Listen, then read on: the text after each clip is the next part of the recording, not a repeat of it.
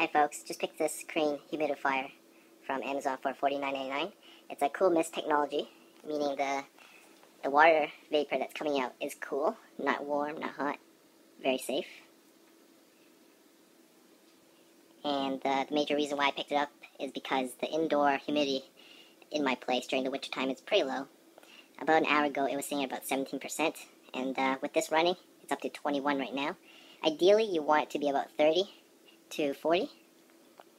Having it in that range will help you with less dry skin, nasal congestion, reduce coughing.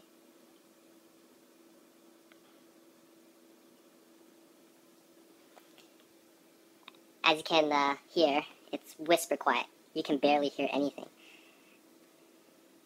And you can adjust the level of water vapor coming out.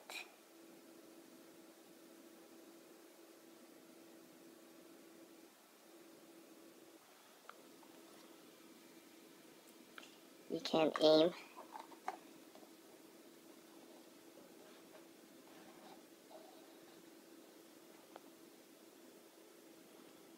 and if you want to add more water, just turn it off, take off the cap, hold here, pull it out, and you turn it around to fill it.